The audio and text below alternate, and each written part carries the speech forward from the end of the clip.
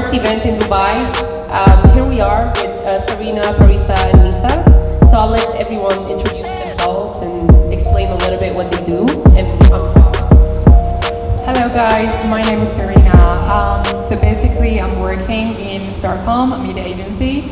I'm leading on the Dubai Tourism and Expo 2020 strategy. So yeah, I'm a strategist on marketing. And besides the professional life, I also have my own brand, which is Serena Xu. It's a fashion brand, it's a travel fashion. So yeah, everything's pretty much about traveling, about how you're gonna make yourself pretty when you're traveling, your holidays. Yeah, so that's me. My name is Parysatis. I'm half French, half Iranian. I'm the creative manager at Icon, which is an influencer marketing agency based in Paris and Dubai. I'm working on groups like Chalhoub, L'Oréal, Estée Lauder. We also work with Dubai Tourism with influencers. We bring influencers from all over the world to Dubai. And besides this, I work in freelance for brands and small brands usually to bring a little bit of awareness to the small businesses. Hi guys, I'm Nisa Tiwana and I'm a digital creative for brands and across the region. I'm also a blogger and content creator for brands, beauty and fashion mainly. And yeah, that's pretty much it. Cool. So I think the event, and I think everyone read the title, Content Crisis. So we wanted maybe first to explain what is content creation, and I'm not sure if everyone is aware of is anything that is put out there online, whether it's video or photography and any type of media that we put out. And so maybe in your experiences, what is content creation to you? What does it represent?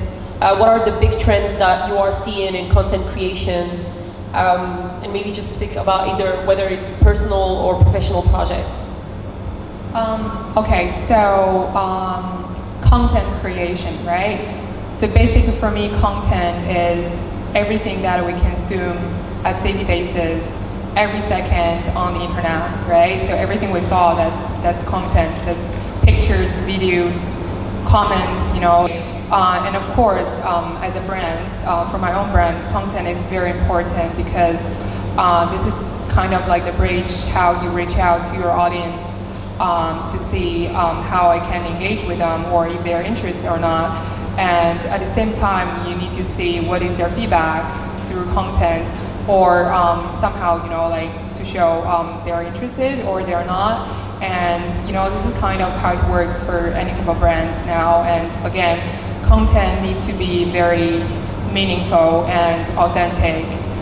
You cannot create something, you know, just trying to follow the trends or copycat, you know, just do the same thing. Somehow content is kind of like your persona. You need to create something, you know, represent yourself or represent your brand rather than just do something, you know, very generic, following the flow. So you have to be, you know, yourself. I'm going to take the example of my company because I think it's quite relevant for the subject. My CEO, Olivier Bion, started Icon because at the time the marketers in the brands, they wanted to go away from the advertising. They wanted something new, they wanted something way more organic. I'm talking about like when Chiara Ferragni was like still small and when Christina Bazan was a micro-influencer at the time. So they were actually the two first girls Icon worked with back in 2008. So the objective of the marketers was to go a little bit away from the advertising, like, hey, this is L'Oréal mascara, it's very good, buy it. Unfortunately now, we are tend to do pure advertising that we used to see on TV, on Instagram. So the changes has been completely 360 degree because we used to look for something very organic to something that now is a pure ad. So now we are swifting again. People are a little bit fed up with the ad, especially the consumers. We have surveys showing that the people are not trusting the influencers anymore, more as much as before. They're looking for way more authentic content. They're looking for stories that are shared and are looking quite organic and true. So I think this is a big shift for content, because our parents used to watch TV, and now we are consuming mainly mobile. And we will consume mainly videos on mobile in the next 10 years. So I think it's interesting to ask ourselves also, like, what do we like as content and what do we want to see? Because it will be like TV. You will have your own channel and you will switch if you don't like a page, and it goes like this. So for me, we are now in a shift again from content, from brands, from not only brands, people, governments. You have all the presidents on Instagram. Like, for me, that's something super interesting. So how the word is communicating is completely changed. Yeah, I agree. The first thing I would stress upon is the importance of content, because I feel print is dying, and everybody knows that, and we're always on our phone, like we're always swiping. So it's always what we're seeing every day. Like, we all know we're kind of addicts. Salons, planes, we used to open magazines, and now we literally on their phone. So we need to stress about how important it is. So that's why they're hiring influencers and bloggers, because that's people who we follow, and they're literally advertising for products that a lot of people really believe them. Like let's say the big Kiara Ferragni, people believe them, and so brands really pick influencers to do their job. But we also need to understand the content crisis, because that's very important. I think brands need to be very careful in the way they hire influencers to market their product. It should be organic. I feel like the content should be really, really, really organic. Like if the person's going out, show them they're putting on the same makeup they are advertising for. If they're just doing it for the ad, then it's not organic, and then you're not selling the product. So that's very important. Organic is key, I feel. I feel that's why also vlogs are so popular among the not only millennials, but now they're talking about Gen Z, which is the 18 to 24 years old. They are looking at vlogs because they feel vlogs and vloggers are way more organic. It's raw, it's completely natural, there's no filter. Even if they edit the content, it's still very spontaneous, and they really trust the content. So actually, from a brand point of view, like all my clients, no matter airlines or tourism or luxury brands, fashion, banks, whatever, clients is kind of very business and performance driven. So basically, they want to see results, right? That's when it comes to content online, when it comes to ads online, or any type of media formats or channels, whatever. So they want to see the performance, which means every penny they spend on the ad or on the channel, they want results. The bigger number, the better. So this is kind of creating, the kind of trends, like people actually, oh, is it that important to create something very authentic or something, really meaningful for my brand, rather than, I have this kind of strategy, media approach, and I can get this performance, and people actually, feedback to whatever I spend, so this is enough. So a lot of people, a lot of brands actually start to think, okay, performance, data, and get the consumers engaged, hooked, and whatever. But for me, as a marketer, and at the same time, I work with a lot of different brands as a strategy person, strategy lead, and I always tell them, okay, guys, you need to think about long term, right? No matter you are a travel brand, or you are fast fashion, or you are FMCG brand. Result performance is definitely important for your business. That's how you can make money. But at the same time, you need to think about how I can have a long-term strategy to be sure that my brand is, existing for a long time, is meaningful for people's life, and also I'm making a big impact compared to my competitors, right? So I agree, performance is very important. That's why, the content online is booming, especially video content, like on YouTube, on Facebook. Pretty much, let's say over 60% of all those brands or marketing planners, they are using YouTube and Facebook and Instagram, to be part of their plans, right? And especially the format like a videos, it's crazily working, especially in this region. But at the same time, you need to think about like, okay, so the content within the video, what is that, right? Am I really creating something interesting for my audiences? Or it's just, oh, this is amazing, like to show people how fancy my product is, to attract them, to make sure they buy. But at the same time, they kind of ignore like, okay, what exactly the consumer are looking for? Are they really get hooked, or are they really interested in whatever content you create? So this is kind of, balance, like the brand, they want to do something big, they want to do something good, versus consumers, what exactly they are looking for. So for brands, I think nowadays they shouldn't think about what I can do as a brand for my consumers. They should think what exactly my consumers need, what exactly my audience need. I need to do something, to fulfill their needs, to make sure they are interested, or to make sure they kind of, share or interact with my brand. I think this is how the brand should exist in the future. And I think you're absolutely right, and we see that today most of brands got the memo, like you all explained. And it's a millennial thing where people are looking for purpose. How can I connect with the brand? What is the brand? What story the brand is telling me, right? And so my question to you, and again, professional or personal, and some of you are influencers and interact with brands all the time. How do you tell a story with a product, and how do you pick the brands or the companies you want to work with? And again, like we say, everyone is creative, everyone is promoting the same products, everyone is wearing the same thing. And I was explaining to you, Nisa, just before, I was scrolling through Instagram and looking at Paris Fashion Week, or actually all the fashion weeks last month. And everyone was wearing the same thing in the same places, the same after parties. And it's just so sad that everyone became the same. And in this race of wanting to be original, we all end up looking the same, wearing the same things.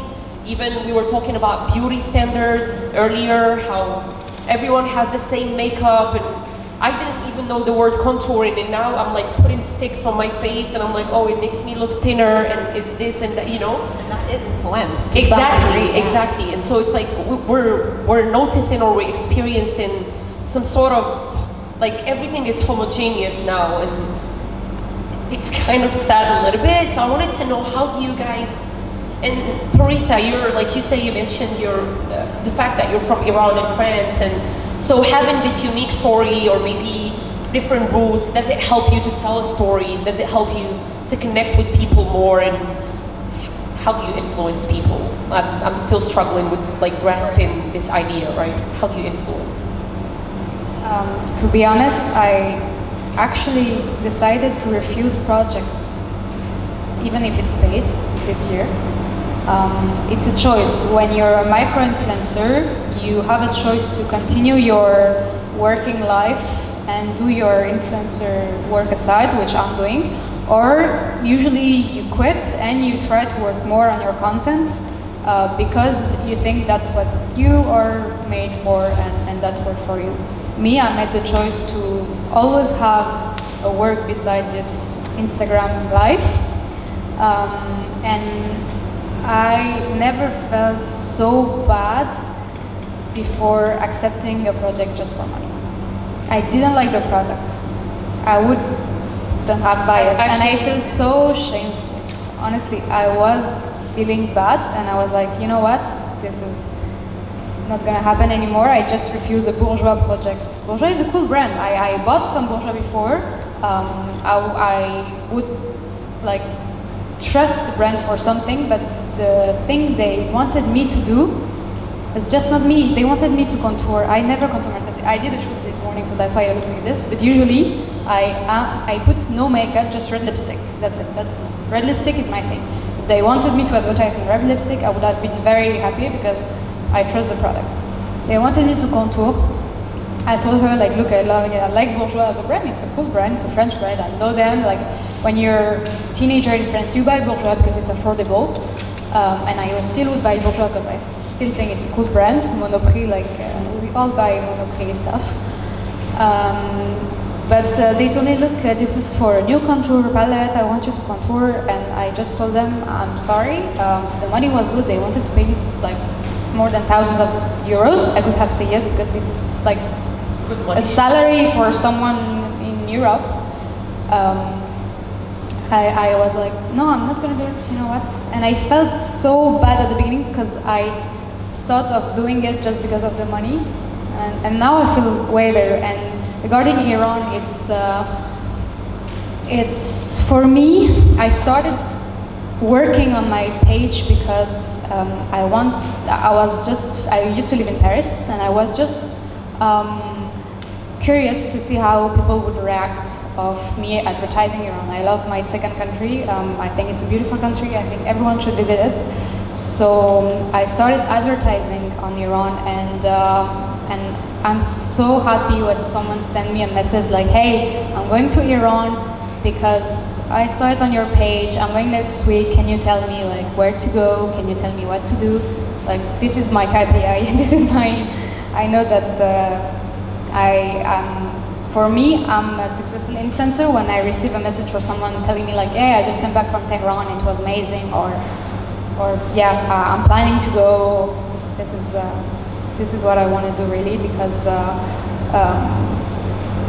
money is important, but I guess I'm not feeling completely. Actually, I agree with you because I'm kind of like working in between as a marketer and also a brand owner, right? So as a marketer, when a lot of brands, when we're sitting together, you know, to make any planning, and they say, okay, we're gonna do influencer marketing, and we're gonna work with those, you know, big influencers because they can bring the traffic, you know, the volumes, engagers, whatever, right? But when the clients will kind of like tell me, oh, I want to work with this person because she has like 2 million followers on Instagram. But when you go to the profile of that influencer, and then you just feel like this is not your brand at all. Like, why you want to work with her? You know, everything she's talking about posting is not your brand. Like, I know it's because she's famous, she has a follower, but that doesn't mean she's the best person to work with. So this is as a marketer point of view, but as a brand owner, so this is how I start my business on Instagram in terms of influencers. So I have my own style, I have my identity, I have my own persona, and all those influencers approach me. They say, Serena, I really love your designs, I love your collections, and those stuff, you know, they are just so beautiful. I want to try them, I want to buy them, right? So this is so how to say, encouraging and inspirational, you know, the way they give you, you know, so warm kind. And when they say that, and at the same time they say, oh, I would like to shoot for you, you know, like I can choose some collections and I can shoot for you because I really like your brands. I think this is the way it works for influencers, and also as important. Yeah, I agree. It's very easy to fall in the trap. There are a lot of influencers and brands are ready to pay a large amount of money. We're micro-influencers, like we're not huge, but we still get approached because of our profiles or whatever. I think, so I'll share a scenario with me. I was approached to advertise for a vacuum cleaner. And it's not just a normal vacuum cleaner, it's a high brand. I'm not going to name the brand, but they're luxury. And I'm a fashion and beauty blogger and lifestyle as well, but I like traveling and stuff. But I know that my audience is not going to buy a vacuum cleaner. I know that, and they're going to watch me in a video vacuuming my apartment, and they're going to probably laugh, and I'm going to get a lot of dollars at the end. Okay, cool. But I'm going to lose a lot of other projects that I love and I would love to do because I'm advertising for a vacuum cleaner. Money was amazing, but I had to say no because I'm not looking at like the next month. I'm looking at a longer, you know, I'm building my audience, and I'm a micro-influencer. I'm not gonna, you know, like I don't have 3 million followers. Like if I do it, it's okay. Micro-influencers in this industry think what they, I mean, most of them. Paris works with a lot of influencers, like high and micro, so you would know. Another thing we're talking about was content and organic. Honestly, I know I'm stressing this a lot, but you need to be organic when you create content. like she said, if she doesn't do contour, she's not going to go for that. And we, I work with brands as well as a strategist, and we as brands as well, we're not going to pick, a lot of brands do that though, but we're not going to pick an influencer that's not selling our brand. Like let's say I wouldn't pick someone who doesn't wear lipstick to sell a lipstick brand, and they would take it because influencers do usually take it. It's the money. They want to, like, people who are not working, they want to make money and pay rent, but this is not the job for you. Like, you're building an audience. You need to stay true to yourself. And I think you guys all mentioned the fact that you need to click with the product, you need to understand and like the product. But whenever you're working, whether you're on the brand side, as in your day jobs, or the influencer side, do you look beyond the product and look at, maybe social responsibility of the company, or what is that company doing besides just selling products? Are they involved, in helping communities? Are they doing things to help others? Do you look at all of that, or you just like click on the style and whatever they're selling, their aesthetics? Yeah, like as a blogger, influencer, whatever, you do. I mean, if someone approaches you, if that brand has a bad reputation, you would never do it. Like if they have child labor, or let's say, if they use child labor or use products that are not environment friendly, you don't do it. But then you don't think of those things because you see more on a creative side. But I'll be very honest, yes, if there's a brand, if there's like a really bad reputation, you don't take it on. You just don't. I think it's more on the other side. Like, I would do something for free if it's recyclable fabric for brands, or if it's there's this brand that used to there's a brand, and then they had a coffee shop where it was only in France, it was only immigrants from Syria working in the coffee shop.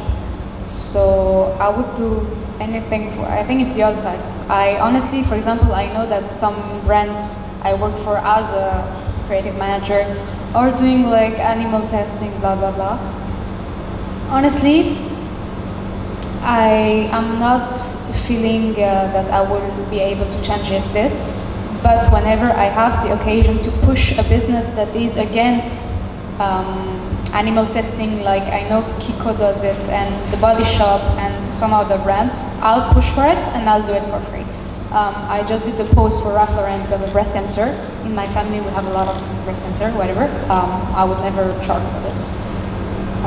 I think if a small brand comes tomorrow and say, yeah, I made my t-shirt with the recyclable plastic fabric from the sea, from whatever, or we work with immigrants that are trying to rebuild themselves, like, for me, that's my goal. That's what I want to do. I feel a bit, that's a bit egoist, by the way, because at the end you feel better to help others, but for me it's the final purpose of all this community on Instagram, having a better word. I think, so for those CSRs, right, within the company, like, especially within big companies, like, for example, I used to work on Emirates Airline, or even like FMCG brand like Bell, which is a cheese brand, a French cheese brand. So they have this program which is kind of, focusing on how they contribute to the society, to the people, right? So first of all, I would always recommend them, don't think about to create some content that is benefit for yourself as a first step. Think about creating a content to benefit your people, like, the society. And I believe there is a lot of contradiction today for all of us, where, like we all mentioned, everyone wants to be original, everyone is mocking Instagram, everyone is critical towards what is happening in social media, but yet we still consume it. We still, like you say, we're scrolling all day long. I read something about China, I think, and people spending in average more than 15 hours on their phones a day, which is completely crazy, right? It's the same thing for this region. Like, people are spending crazy time on social media. Yeah, and you mentioned celebrities, right? We all, we're tired of looking at the same skinny girl and, having the same traits and the same big lips and the same fillers and the eyebrows and whatever. It's like this, almost the same face that you see all over the place. So how come, I guess, like how to explain this contradiction of we don't want to see a Kylie Jenner all over the place, yet everyone follows Kylie Jenner and looks at her every day and watches her stories. And so how do you exist? And I'm not an influencer. I don't pretend to, you know, I like beautiful things, but that's not my job, and I don't do that. But I still struggle with like self-image. How do I represent myself? I want to post this. Is it cool? I don't know. It's kind of a little bit naked. It's this, you know. We became so self-conscious, and so how do you navigate through this world? How do you exist as an individual, and what kind of message do you send to younger girls or boys or whatever? Like, how do you find yourself in this world? Sometimes when I see those influencers or celebrities, like whatever Kardashians, and I feel like, no, you guys just keep telling them you need to, you know, make your lips bigger, make your hands bigger, make your skinnier, then that's the right trend. No, that's not. If you look at those fashion catwalks, there's a lot of brands, they start to use like, you know, a little bit bigger size models, right, to do their catwalk. And eventually they are the, you know, the trending topic, because, oh, some brand Dolce & Gabbana is using, you know, like bigger size models to walk on their new collections. Because brands start to think about what is the right way to talk to everyone in the world, not just a skinny person, you know, like can fit into my outfit, but rather than some bigger size, you know, you can be as pretty as you think. You need to be confident. You can even be prettier.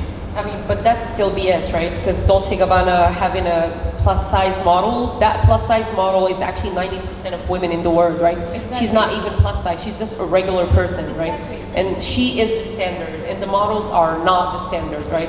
I look at it in another way, because magazines used to give a, you know, magazines, the print, when we had the print, era, the models were skinny and big lips. That was more, I feel, offending to the communities. Now, influencers and digital content creators are coming with their own natural style, and they're different kinds. They're modest. They're the people who like to dress up whatever they want, like hip hop, like, you know, the cool trends and stuff. And then there's some who, you know, there are different kinds of people coming on and creating content. It's not just the typical model on a magazine cover. So I think it's different now. Like, it's better.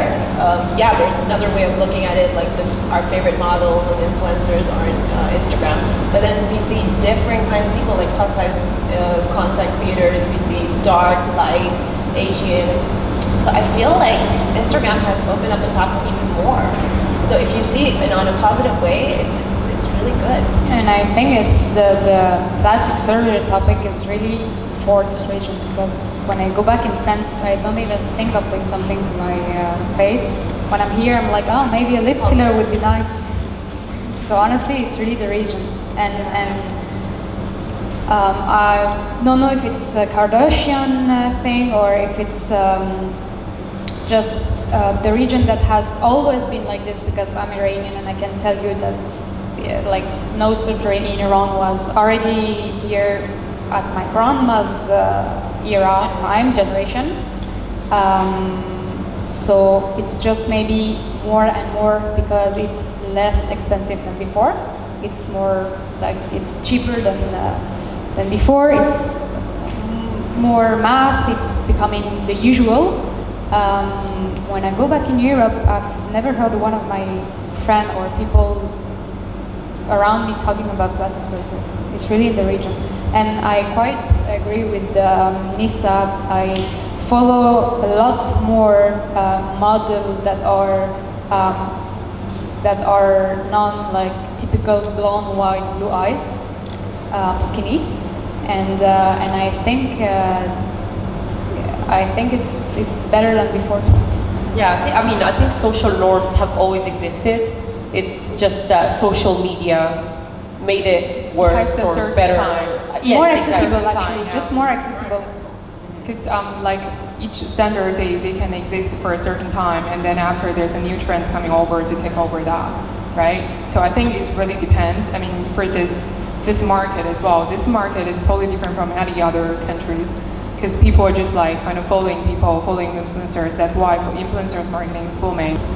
Just to go back on the beauty standards, I think we just forget that they used to be very bad techniques back in the time. Like we had the corset in France. The girls were like not breathing to look nice. The corset was literally like killing their bones.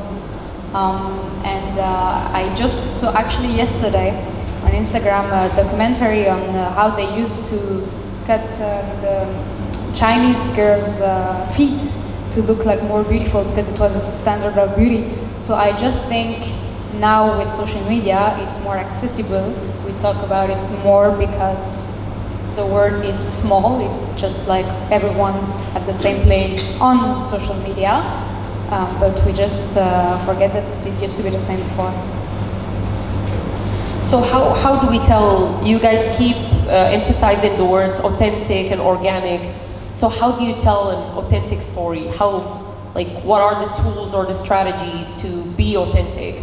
How do you still make money and have business and interact with brands but stay true to yourself? I mean, these words sound all cliche, but in reality, how do you navigate, but keep having brands and contracts but staying true to yourself? Honestly, you don't have the choice today. You need to be on social media. It's like we don't watch at TV anymore, or there's Netflix. This is not TV. We don't hear the radio so much. And the print is dying, so you don't have a choice. If you want to spread a message, you need to go on either Facebook, Instagram, Twitter, YouTube. So you need to be there for sure. I think there's no magic recipe for this. I think it's just a mix of keeping to your DNA, like having the story, why you're doing this, for who's your consumer, and keeping it very, very organic, authentic. Yes, but it's just that there's so many products now. There's so many brands. I think you just have to keep it simple, straight to the point. I am Nike. I just do it. This is a brand for athletes. And that's it. Don't go and do something else.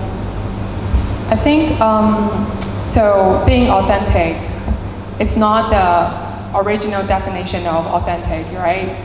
To be yourself, do everything based on your true blood, based on your persona, because the world is evolving, the society is evolving, human beings evolving as well. So for me, for a brand, if they want to stay true to themselves, which means, okay, first of all, you need to understand what is your mission, what is your brand, or as a brand, what does your brand stands for, right? This is as your own persona, your personality, your DNA. I think the outside environment is equally important, which means beyond stay true to yourself, you need to understand the market. You need to understand what your competitors doing, right?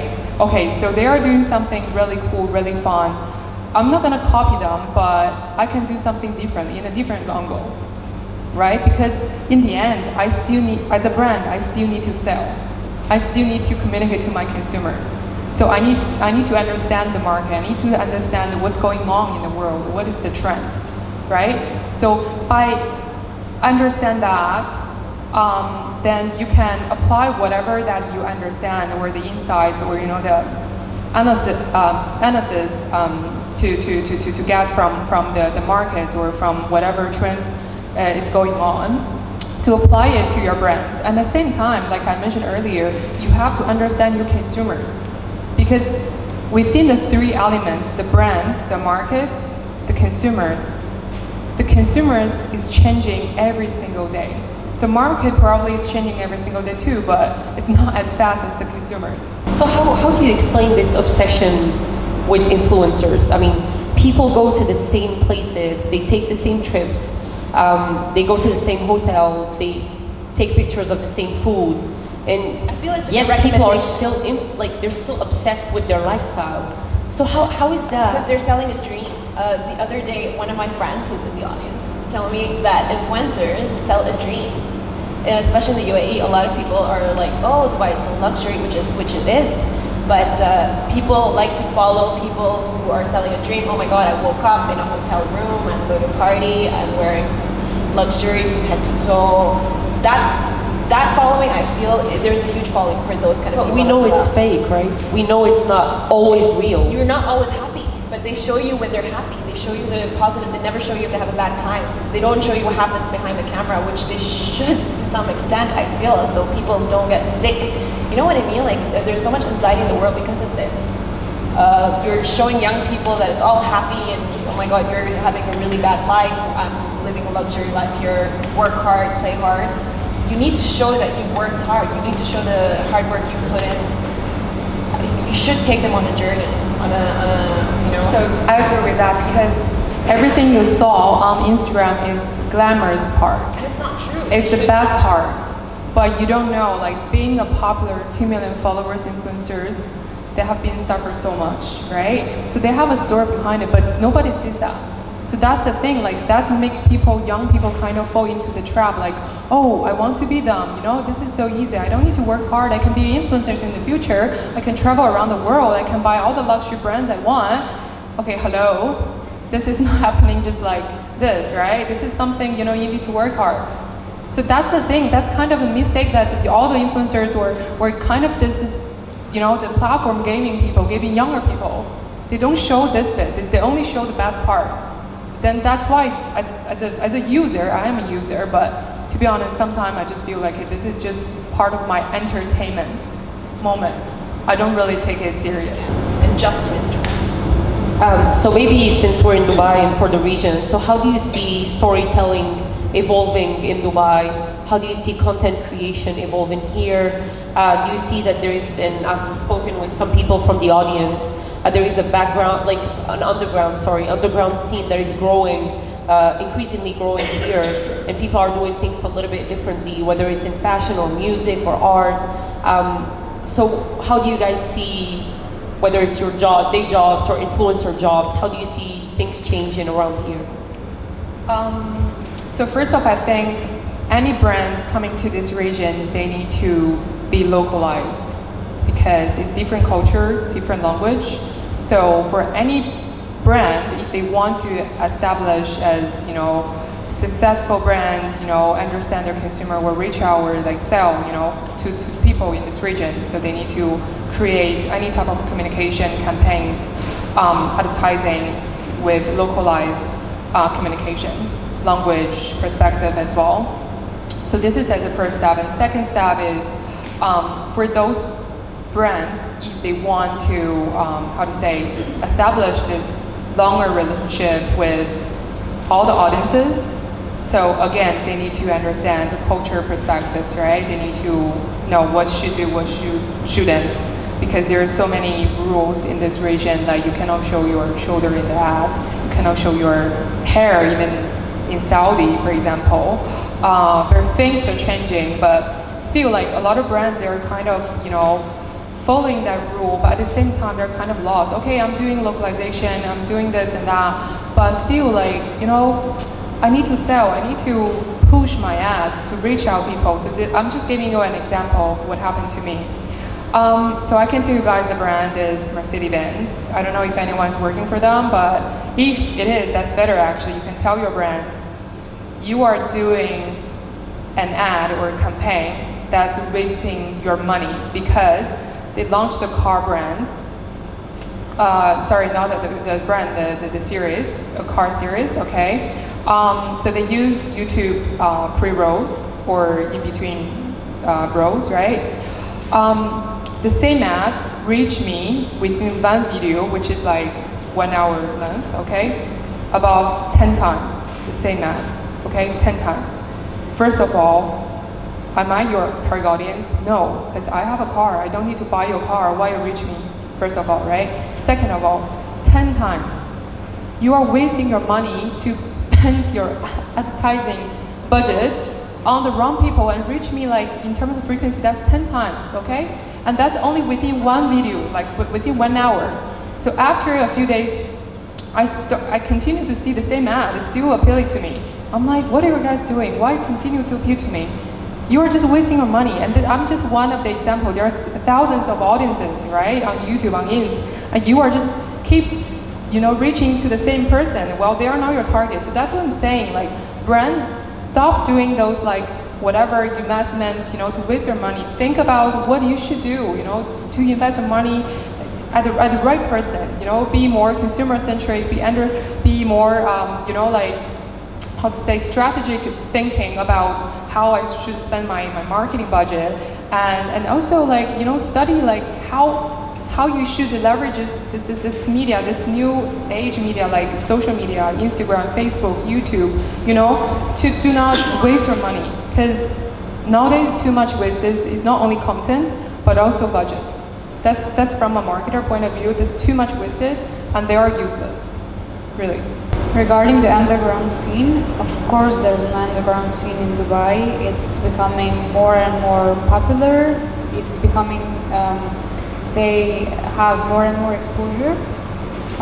Brands like Nike, like Levi's, even big brands start working with these niche influencers who are more coming, I don't want to say from the street because that doesn't mean anything anymore, but have another aesthetic and taste than what we see the masses, exactly. So yeah, I think it will, you have a lot of crazy creatives in Saudi, you have a lot of very good artists in Kuwait, same in Dubai, but I think because I live in Dubai, I always look at the Saudi and Kuwait because I'm not used to them. So yeah, I think we will have more and more platforms like Minazin, which is a page and a webzine regarding youth in the region, especially in Saudi. They gave me, for example, one of the co-founders is Alab Al-Kish, she's a Saudi influencer.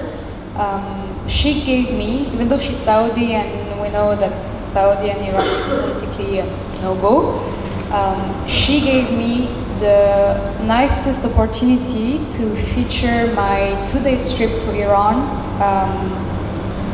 I think 3 months ago. I did a full highlight on stories showing to her platform my guide for Tehran, basically. And I had so nice feedbacks about Arabs from the region following the Minazin, and having no idea that places like it could exist in Tehran, and actually saying to me that we are quite the same and we have the same places and we listen to the same kind of music and we have the same taste, and oh my god, Tehran looks like so much like Jeddah in the space you've shown. And honestly, it was very interesting. So maybe last message. I don't know, how do you want to close this talk? Anything you want to communicate? If you guys have any question you want to ask, please do so. The woman power, but at the time she's showing the world talent, and also, as a brand, we work with her not just because she has followers, but mostly it's because we want to work with her talent. Okay, so this is basically, as a brand, influencers can bring you three things. They can bring awareness to a brand, they can bring image, and this goes with the creativity, and they can bring drive to store because of their following. So depending on what you need, if you need awareness, if you need reach, you will go with macro influencers. If you need image, you will go with micro influencers who are more niche and more true to themselves. If you need drive to e-store, you would go with the commercial influencer that are basically an advertising page and do like a lot of competition, a lot of, or I would say experts also, because if you are advertising about a new contour palette and you don't work with a makeup artist that doesn't know how to contour very well, this is again a waste of money. So depending on your needs, you will choose the right influencers, but every influencer, even there's a new word, the nano influencer, which is basically someone with maximum 5,000 followers. from like 500 to 5,000, we are all nano-influencers, have this power of at least one of the three. It's either awareness among like their niche community. If I am a leather brand jacket, I will target, for example, someone that loves riding Harley Davidson because they wear a lot of leather jackets. Okay, and within this community, he has awareness. He has power of awareness. If you want to work, if you want to give a little bit of more young, like news and cool and trendiness to your brand, you will work with the micro-influencers who are trendy, more niche, or a little bit underground, etc. And if you want to sell something that is very specific, you will go with the experts, which is either the makeup artist or the fashion stylist, or I don't know, a nutritionist, maybe a pilot, whatever talent, as you said, to sell your product. But for me, you can't basically do marketing today without the influencers, because I don't think people look at TV anymore, and I don't think the press will survive the 10 years. We talk about the how authenticity of the content should be, and nowadays I feel like all the contents are so over communicated, like every day we see is content. So how do you make your content stand out and also like keep the authenticity of the content? Because for example, you don't want to see me doing my laundry, like there is nothing special about it. And then if, for example, if someone just posts something like daily life, going to work, eat, sleep, who has interest on this? I mean, there should be, I feel like there should be something stand out from your content. But then like, we also want to keep the authenticity of the content. So how do you balance this? And how do you make your content really stand out? Actually, there's a lot of people watching your laundry nowadays. They're just so bored. They watch every stupid things that you're posting, to be honest. But here back again, there's how to say, I categorize the content into two parts. The valuable content versus non-valuable content, right? So people watching your laundry, watching you, I don't know, doing your eating, there's this eat like, or like, you know, what's called? Cookies and everything, but yeah, just random things. It's just like they're bored, you know. By watching you, by consuming your content, it's part of their entertainment. It's kind of like, oh, it's funny, this girl is doing something, you know, interesting, or laundry, you know, she's doing it differently than me. Yeah, exactly, that type of laundry. So what you're saying here is like how I can make my content stand out. To be honest, from a marketing point of view, it's very difficult because too many competitors, the environment is just booming. It's just like too crowded, okay? Until you have this emotional engagement with your audience, somehow in the end, you know, we call it, oh, this is a very successful campaign. You're gonna enter the FEs and whatever, right? So there's another case, which is BMW recently created a campaign, actually last year. So they leveraged those local culture elements. So they did a shooting, which is kind of showing, you know, the desert, showing, you know, the musical instrument from the Middle East, showing the local people's life, showing how people jump to the ocean, swim, do the, you know, activities over the desert and so on, which is very much related to the culture. So this type of content somehow, first of all, it's engaging. It's kind of call out the people's attention in this region because, oh, this ad is actually talking about my country, my culture, right? In Bahrain, in Kuwait, and so on. And second of all, they have a strong media budget, okay? And that's how they can get a very successful performance in the end.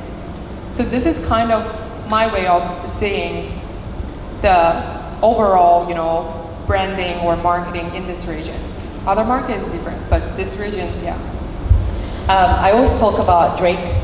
A lot of people think Drake is a corny rapper and performer, but he's actually a very strong marketer. And I believe one thing that you mentioned is being relatable, right? You might rap about the streets, and you might rap about a lot of things, and yeah, people are gonna groove to you and dance to you at the club. But when you talk about things that are relatable, that people live, you know, like breakups and struggling in the workplace and all kind of ordinary situations that everyone lives, I think people really connect emotionally with you and consume your product. And so it's a similar, we can draw a similar parallel to any type of product. If I look, and I was looking at, I think a new brand of shavers for women, and it just completely blew my mind. All these Venus, Gillette and Venus brands, they've never shown a woman with hair actually on their legs. It's always like super neat legs and then you're shaving skin, you know? And this new brand is actually showing hair on their arms and legs, and you're like, oh shit, actually we have hair. Like, I need a shaver that shaves hair, not skin, you know? And so I think this is really powerful, like showing, yeah, an influencer, she might show you her trip to Paris and eating at like Plaza Atene and going to Dior Couture show and whatever. Yeah, I can look at that, but it's boring as hell because all of them are doing the same thing. Unless I see something that speaks to me personally, I will not consume the product. And I think consumers today are very, very, like, they're not oblivious to anything. You cannot fool people anymore because they talk to each other, they read reviews, they read comments. So you cannot sell me bullshit. I will see through it, right? So unless you're selling me something I connect with and I can really use in my daily life, I will not even, I look at videos and after 3 seconds I just stop watching because it's not interesting, right? So I think what you mentioned, the emotional connection is very, very important. Do we have any other question? Hi everyone, so thank you for the talk. So one question that I have actually, it's you guys, you have so much people that you have influencer. I don't know how many followers do you have in total, but all of my friends that I know which are high achievers, like athletes or CEOs or entrepreneurs, you know, or in the music entertainment, they are not on social media most of the time, and they don't, you know, relate to the influencer because first they say they have a problem with the word, you know, influencer, so they are following pages, you know, of other people which are like-minded, like other CEOs, other athletes. And I think that people who trying to influence, you should rather motivate people. So what contribution do you think you are making to the community rather to trying to influence people? Sorry, what? What contribution do you think you are making to the community? Me personally, it's very personal. It's Iran. Like, I've really, like, I started something that I don't have time to work on, but I really should, which is Rurumi. It was a series of pictures. I took a picture like this in my usual outfit in Paris or in Dubai, and I did the same picture with the thing that I have to add to be legally able to walk in the street of Tehran. So I showed to people, it was a two-side thing. I wanted to show to French people that women in Iran are not dressing in something that they call in France niqab or burqa. It's a manteau with a chador, with a hijab. And secondly, I wanted to show to the brands worldwide that they have the consumer in Iran and that they should not stop selling in Iran. So there's a lot of misunderstanding about the country and a lot of bad image that, for me, this is my contribution. And same about France. If we have some bad image of France, I want to change this. Usually it's more about Iran, to be honest. All right, thank you. And what are you trying to do, you know, to rather to influence people on social media, to motivate and inspire them, you know, to achieve, you know, the dreams or goals? Okay, what are you trying to do on a daily basis? I mean? On a daily basis? Exactly, yeah. Just to motivate and inspire people, rather to post, I don't know about your page, but rather to post about brand or, you know. Okay, I used to be obese, for example. I used to be more than, like, I had 30 kilo more than this. So I was heavier than my dad at 15 years old. I lost 27 kilo in 3 months when I was 15. And I always struggle with self-image. Like, even now, I'm not happy with my weight. I always, like, I had this terrible relationship with Facetune that I deleted. Facetune is basically an app where you can, on a picture, just erase all your fat and change everything. So I deleted the Facetune, and I talk a lot about weight. I talk a lot about self-image. And this is my contribution, I guess, because on a personal level, if we forget about Iran, this was like my personal war with myself, and I hope people won't have the same issue as me. Okay. How did you guys get started? Sorry. How did you start? Okay, I'll go for this. So I did an internship at a magazine, at one of the biggest fashion magazines in Dubai. And it was just an internship, not get paid. I worked hard. They used to make me work like a crazy person. And this was while I was studying. As soon as I graduated, I started a blog. This is 5 years ago. So I started a blog. I didn't know about influencers. I didn't know you can make money. It was just a blog for my style because I loved fashion and beauty. Just a little, like, young teenager who talks about fashion and beauty. And I used to write because I used to work for a magazine, so it was like, I used to write. Then I started Instagram. I came on Instagram like everyone else, and I went to events because I got invited because I was an editor back, like I was an editorial intern. And my focus was modest style, which is a target market in this region, which I grew up here my entire life. So that's something I promote, is modest style, because girls have a lot of, like, I used to get questions, how do you dress up when you have to like show the modest side and you don't have to show a lot of skin? How do you go to like parties? How do you go to a yacht party? What do you wear? So that was something that's how I basically inspire people to dress up. That's how I started, and then this is how I am, this is how I ended up. And yeah, it wasn't like a big story, but this is how I started. And I think, we spoke before and you mentioned the fact that your love of music and that you are an artist. I think honestly, and all the ladies mentioned it, when you have a passion, you need to put your 10,000 hours, right? You need to work relentlessly in whatever craft you have. You need to master it. I think it's very important to get yourself out there, network, make your music and yourself known to people, and you don't necessarily have to go, chasing masses. You can just, if you affect your environment, your 10 friends around you, your neighborhood, your class, whatever, your colleagues, that's more than enough. That's a good start, right? So there is also a lot of luck in being at the right time, in the right place, and knowing the right people. But I believe if you're passionate and you master your craft, people always end up knowing about you and what you do. Guys, thank you so much for coming. Honestly, I'm very happy how it turns out, and thank you to the ladies that participated.